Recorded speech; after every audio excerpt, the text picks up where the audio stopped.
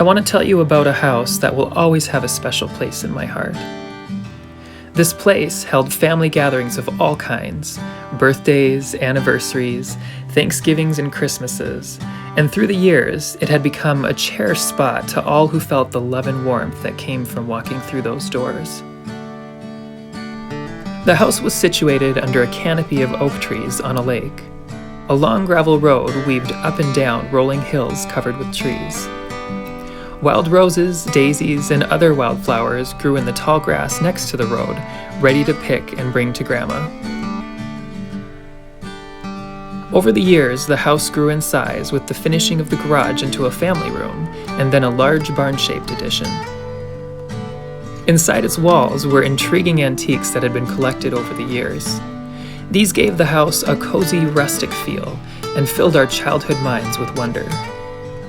Under a wooden sign that said "Muffins" was the kitchen. Here, Grandma would prepare all the holiday feasts and bake all the family favorite holiday treats. Even us grandkids would help decorate cakes and cookies, with admittedly too many sprinkles and embellishments. Off the kitchen was a bar with stools that faced large windows that spanned most of the living room wall overlooking the lake. Many mornings were spent eating cinnamon and sugar toast while watching cartoons on the living room TV. A small antique oak table with 4 chairs sat next to the kitchen and was the place for not only meals, but many card games too. The living room had soft blue carpet upon which we played.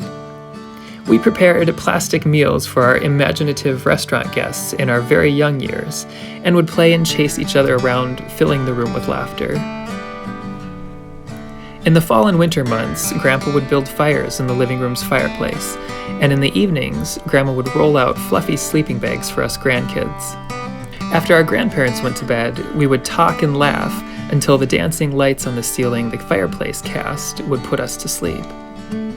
The house took on a hint of that smoky wood-burning smell, which became a cozy scent I associated with the lake house. Each season at the lake house offered something exciting. I remember waking up many Easter mornings, wandering around the house, opening cupboards, and looking behind furniture to find our Easter baskets. Each year, my grandparents would find increasingly inventive hiding spots for our baskets from the last, including places like the oven and the wood box.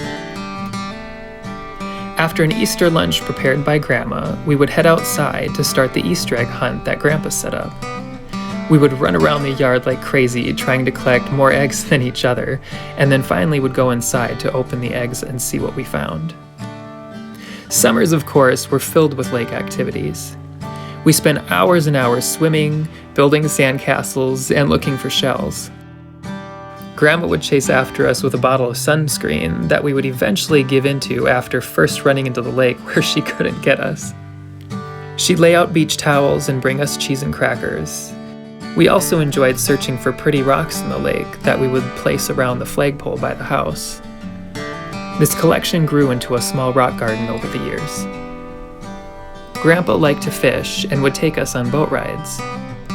We especially enjoyed going to the part of the lake where the water lilies grew, and sometimes would reach down and pick a flower to bring back to Grandma. Yellow, almost wildflower-looking daisies grew on either side of the steps that led to the kitchen door. We enjoyed picking these for Grandma as well. This, of all plants, probably lost the most flowers from us grandkids in the summertime, but luckily, it had more flowers than any of Grandma's vases could hold. Right next to the lake was a large oak tree. 2 large ropes came down from a high-up branch to meet a thick, heavy, old wooden board to create a swing. I would sit on the swing, back up as far as I could, and let go. Butterflies would flutter in my stomach as I felt the wind rush past me as I soared over the edge of the water. Then I would start swinging back and watch the grass race under me. We didn't really use this swing very much through the years. I think we thought of it as kind of an old swing since Grandpa had put in a swing set in the yard off the kitchen. Though it didn't get as much attention as the swing set, it was a thrilling ride and a symbol in our minds of the lake house. We spent summer evenings by the campfire. Loons sang their echoing songs as the lightly rippling water would quietly splash against the shore. Marshmallows afire, we would make s'mores and sometimes roast hot dogs for an evening snack. Grandpa and Grandma's neighbors would sometimes join us too, and over the years, they became kind of like another set of grandparents to us. In the fall, we would help Grandma and Grandpa rake leaves into piles, and then, of course, jump in them. Grandma would bring out the Halloween decorations, and we would decorate the hallway between the kitchen and the family room. We would go into town and pick pumpkins that we would later carve, and then probably eat way too much Halloween candy. Shortly after this would be our visit for Thanksgiving. Grandma would set out her rooster dishes and cook a turkey with all the sides. We got to see the most family during these larger holidays. After our Thanksgiving feast, we would go to a tree farm to cut down a Christmas tree. After wandering through a forest of possibilities, we would choose a tree and then head back. When we were old enough, Grandma would let us help decorate the tree, which became something we looked forward to doing every year. Christmas would approach fast, and back at the lake we were. Trays of Christmas cookies were set out, and the house had a faint smell of cinnamon to it, of course mixed with the slight smoky smell from the fireplace. This was usually a longer visit. Grandpa would get the sleds out for us to go sledding down the hill, and would clear the snow from a patch of ice on the lake for us to go ice skating on. After playing outside, we would come in to warm up by the fireplace. Grandma would be ready with cups of hot cocoa for us, and after that, us kids would sit in the family room and watch movies. Christmas would arrive with a visit from Santa. This was always something we looked forward to. Grandpa surprisingly was never there to see Santa, but Grandma and the rest of the family always were. We would get small gifts and then have our pictures taken with Santa each year. This was a tradition that went on for many years that all of us grandkids enjoyed. The table would be set with a collection of Green Depression glass that Grandma had collected over the years, and as tradition, a ham would be served. You probably would have never seen kids finish the food on their plates so fast, especially with Christmas cookies waiting in the kitchen, but that was the deal to get to present opening time, and we couldn't wait.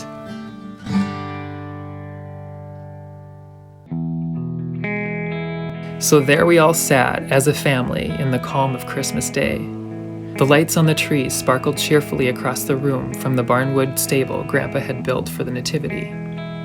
Curiosity filled our hearts as we looked at the pile of carefully wrapped gifts that sat before us. And just like that, the calm was broken in a flurry of excitement.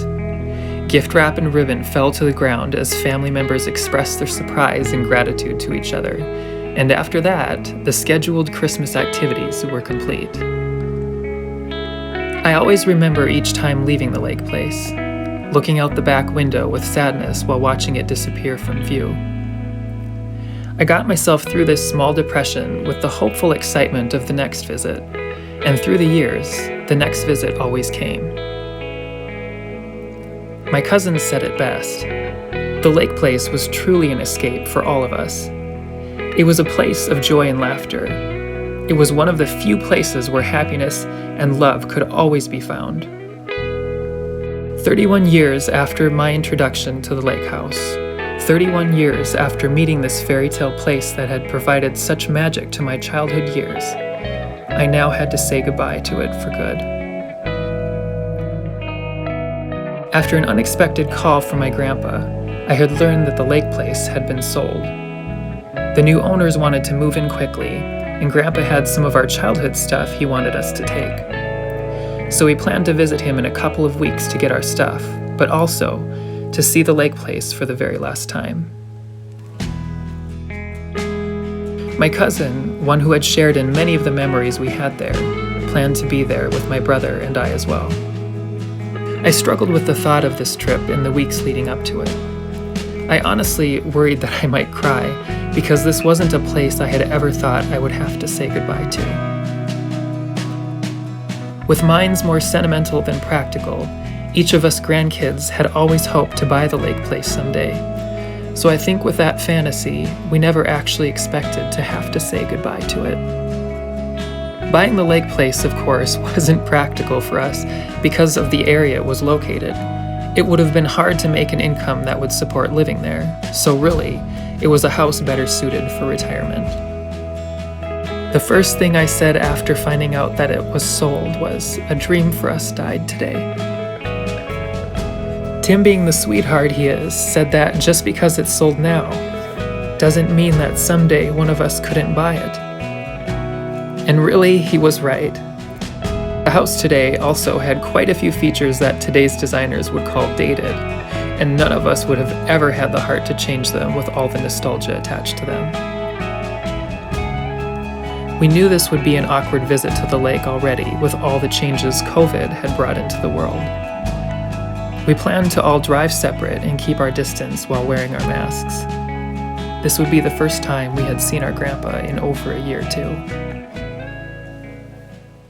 The day grew closer and the temperatures plummeted. It was mid-February and the temps had been getting down to the -20s at night. The day had arrived. We packed extra snacks, water, and blankets in the car in case we got stalled on our way there. I had wished the trip could have been delayed to a warmer time, but with the move-out date set, this was the only day that fit everyone's schedules. I watched the outdoor temperature fall the closer we got to the lake house. It was -22 when we drove down the gravel road to the house. It was oddly fitting that it was so cold outside. It was also fitting that this trip landed on Valentine's Day weekend, a time where we reflect on love. I looked out the car window and watched the oak trees move past. Though love had lived at the lake place, 17 years ago, a love was lost. 17 years ago, my grandparents had gotten divorced, and the lake place really was never the same. Each time I looked at the fireplace, I would remember Grandma sitting there reading the paper with a bag of chips. I saw her each time I looked at those kitchen cabinets, remembering all the meals she had made. Parts of her personality were still sprinkled all over that place, and visiting the lake house had just felt a little sad without her there. It was the combination of our grandma and grandpa that made that house a home for all of us through the years, and there were so many memories built up there that after Grandma moved out, the house now was missing a piece of its heart. A house isn't a home all on its own. It's the people that transform these ordinary structures into places of dreams.